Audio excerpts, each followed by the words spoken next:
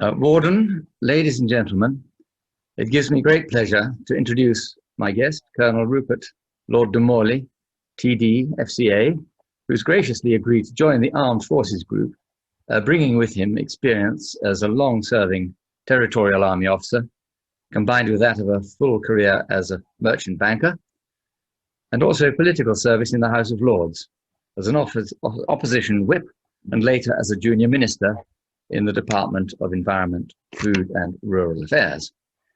He succeeded to his title in 2002 as the 7th Baron de Mauley, and was the first new hereditary peer to be elected a voting member of the House of Lords following the 1999 legislation, arguably thereby having more democratic credentials than those of appointed life peers. And he's more recently been honoured by appointment as Her Majesty's Master of the Horse. He has the distinction of having served in the Royal Gloucestershire Hussars, a major component of the West Country's own yeomanry cavalry regiment, the Royal Wessex Yeomanry, from 1975 to 2005. He commanded C Squadron in Stroud and later commanded the regiment at a very difficult time following the invasion of Iraq, where he had to call on all his reserves of moral courage in face of excessive demands to mobilize reservists. His reward has been appointment as Honorary Colonel of his regiment and Colonel Commandant of the Yeomanry.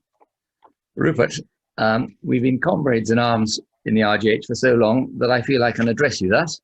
And we've seen many changes in the TA, or Army Reserve as it's now called.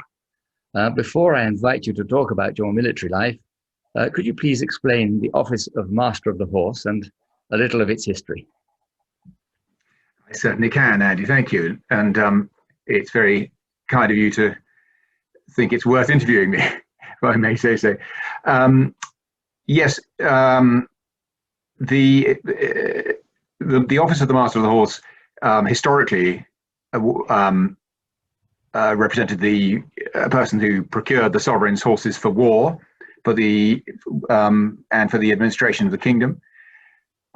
Today, the main role is a ceremonial one, to attend upon the sovereign on all state occasions when horses are involved. So principally the state opening of Parliament, the Queen's birthday parade, and state visits. As regards history, many Masters of the Horse over the centuries, I think I'm the 79th, many have died in battle and at sea. Others have been assassinated, and 5 masters have died on the scaffold so far. Well, Rupert, I'm sure you're going to be spared such a lurid end, but it's interesting how many holders of the office have actually hailed from Gloucestershire, including your predecessor, Lord Vesey. Yes, indeed. Actually, I am the 4th of only 5 Masters of the Horse since 1924 to have had their home addresses in Gloucestershire. And as many will remember, the longest serving one, I think longest serving Master of the Horse ever, was Master, the Duke of Beaufort, also an Honorary Colonel of the Royal Wessex Yeomanry. Yeah, most incestuous. Rupert, could you tell us how your appointment to political office came about? Yes, I discovered when I inherited my title that, contrary to what I had understood, there were a small number of hereditary peers still in the House of Lords who elected one more when someone died. And so I put my name down, and at about the 4th time of asking, I was elected, which was a great excitement, a great privilege. When I arrived, I was summoned to the office of the Leader of the House. In those days, the Leader of the Opposition, Tom Strathclyde, who said, "You realise they've elected you to do some work, and so you're going on the front bench." So I immediately became a whip and an opposition spokesman, which I beavered away at for 5 years, and we then got into government with the Liberal Democrats, as you may remember, in coalition. And so I was asked to become a government whip, and in due course I was asked to become a junior minister. And what was the high point of your time in office? Well, let me give you a couple. One was as a whip, the Liberal Democrats, as part of the sort of deal with David Cameron, had a go at getting the voting system for the country changed from first past the post to the alternative voting system. And as the legislation went through, we had cause to, we came up against the Labour Party, and while the Conservatives may not have been particularly keen on it, they had this deal with the Democrats. We had to get it through, or try to. I'm glad to say we failed. And we had a particularly difficult sequence of events, and we had to try to force the House to accept something. And so we made secret arrangements that the House would sit constantly for 3 days to try and tire them out. And I was put in charge of procuring the camp beds and the rations and keeping the restaurants open without the opposition finding out about it, which of course they did.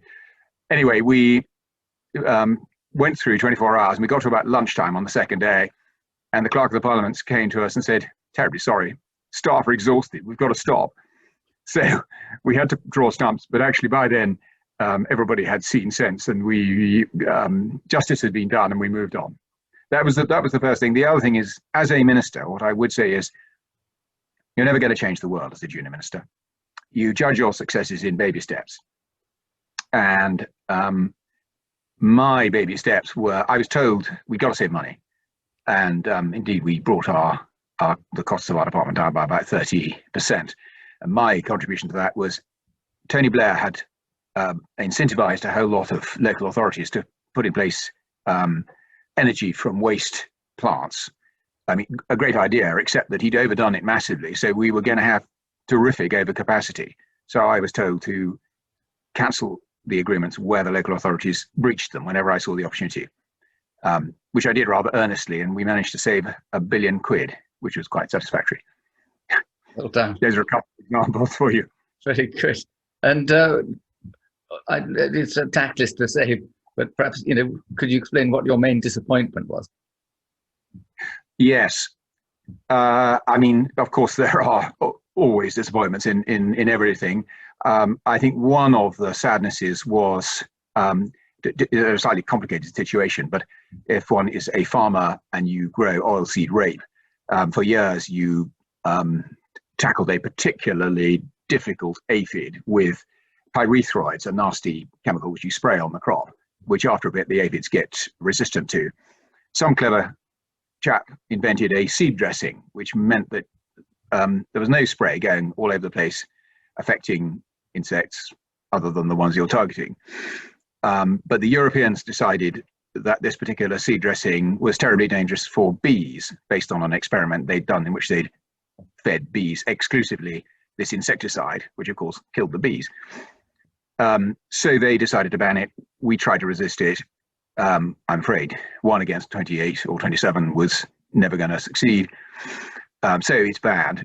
And it's subsequently that it only affects one subspecies of bee, which is a burrowing bee. Countless species of bees. It only affects the field where the oilseed rape is growing. So it's a bit of a sledgehammer to crack a nut. Well, thanks for that, Rupert. You were breaking up a little there, the audio, but we'll soldier on. Turning to your time as a reservist, you had, I gather, little choice but to join the Royal Gloucestershire Hussars, as it had been commanded by your grandfather and your father. Happy days. But I wonder, how did you manage to fit in the commitment, the time commitment? Because I recall as commanding my own unit, it took 100 days a year. And how did you fit that in with a full-time career as a merchant banker? Well, I think, as I'm sure you find, Andy, if you're a very enthusiastic territorial soldier, I'm afraid your work life does suffer, because for us, it seemed to matter a lot that you trained your soldiers properly and did your time. It's a real challenge. I mean, I used to park my car at Kemble Station, get on the train on a Sunday evening, come back on a Wednesday evening, pick up the car, go to the drill night, drive back to London, and then come back at the weekend, and we were off on exercise on Sennybridge. that was the life. But it was absolutely the most enormous fun and deeply satisfying. Yes. Well, drink to that, definitely. And what would you say the major change that you've seen over the 30-year military career you've enjoyed? The single biggest change was the mobilization of TAA soldiers to go to Iraq starting in 2003. Until that time, people had joined the TA and the reserve forces generally to defend their country when its back was to the wall. When the Russians were at Calais, all of a sudden they were mobilized at 2 weeks' notice to go to Iraq and fight an expeditionary war. At the time, I thought that was pretty tough on people who had a demanding job, or her baby had just arrived, or whatever. And there were a lot of people who were very happy to go. I think it's totally different now, because anybody who joins the reserve forces now does so in the full knowledge that they're at risk of being mobilized. Indeed, many of them join because they want to be involved in supporting Her Majesty's forces overseas.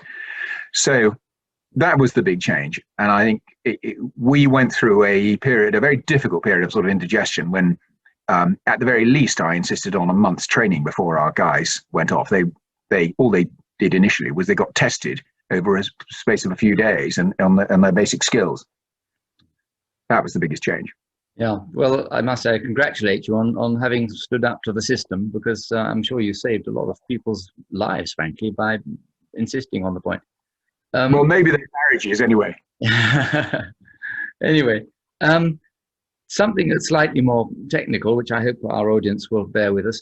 The territorials always used to have a very solid base of local support in the form of the Territorial and Auxiliary Volunteer Reserve Association, the TAVRAs, which have morphed into the Reserve Forces and Cadets Association, a voluntary association of influential local personages who are able to argue the special needs of the volunteer reserves when dealing with central government. This has been under the microscope recently, and there are changes afoot, and I'd be interested in your comments on what's happening there. Yes, you're quite right. And I am the president of the council of the RFCA, so I do have a certain amount of first-hand knowledge of this. The MOD are working on plans which will fundamentally change the structure of the RFCAs. The key issue is the membership. We have about 8,000 members around the country who, as you say, represent the MOD in their communities and represent the views of their communities and the reserve forces to government. The recent RFCA review, which is the basis for all this change, concluded that the RFCAs offered excellent value for money, a striking point given the persistent weakness in the MOD's own track record in managing its property.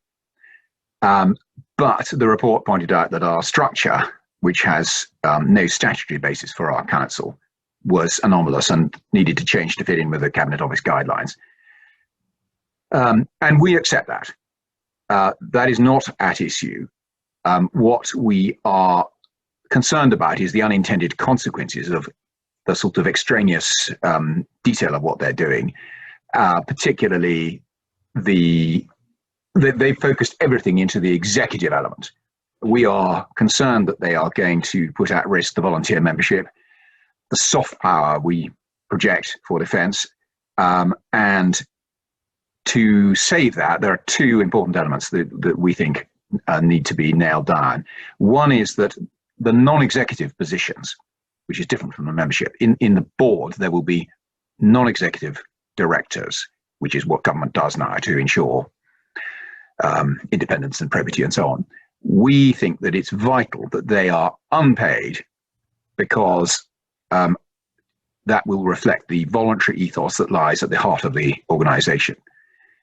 Second thing is that we think there should be a structure of also unpaid independent advisory councils, shadowing the current regional and national arrangements to maintain a substantial pool of volunteers, and that link between defence and the nations of the UK. Well, thank you very much for that, Rupert. I think we'd both agree, albeit if it's a slightly self-serving remark, that a volunteer is worth 10 pressed men. And I do hope that the influence of these voluntary councils will be sustained under future arrangements. Finally, is there any aspect of, we've skated over your very full career very quickly. Is there any final point that you'd like to add before we terminate this interview? You both be a fast one, Andy. I'm sorry.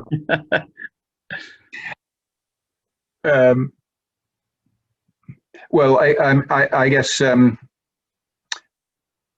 it's not sort of a logical follow-on from anything we said, but it's a huge sadness that in the Duke of Edinburgh, who, as you know, died last week, we've lost a most remarkable man. And as Master of the Horse, I particularly miss him because he was a great equestrian, a fearless horseman. And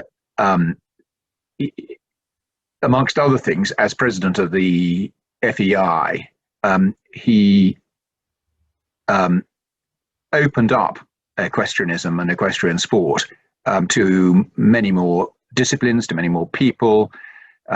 People think of him as a polo player and a carriage driver, but he introduced the Nations Cup for show jumping. He was a driving force behind the Royal Windsor Horse Show. And he started things like the Pony Club Games, which demonstrate so much his interest in youth. He was a remarkable man, and the nation mourns his loss. Well, I couldn't endorse that more heartily. You and I both were present when we had a party at Badminton House for Her Majesty and her close family, when she graciously awarded us the royal prefix for the Wessex Yeomanry. And I remember him performing the most wonderful pantomime, explaining how he'd been invited by the Soviets to inspect the show jumping arena for the impending 1980 Olympics. And of course, it was deep winter and the show jumping arena was under 3 foot of snow. And he was very amusing about how he was expected to comment on this invisible arena. And he delighted in capering about, showing himself falling through the snow while doing so. But anyway, that's perhaps an unduly light note on which to conclude our recollections of a magnificent human being, a tremendous man. Rupert, thank you very much indeed for sharing, in a rather brief way, your experience and wisdom. And I look forward very much to us working together closely in the Armed Forces Group going forward. So thank you on behalf of the Armed Forces Group and on behalf of the Honourable Company.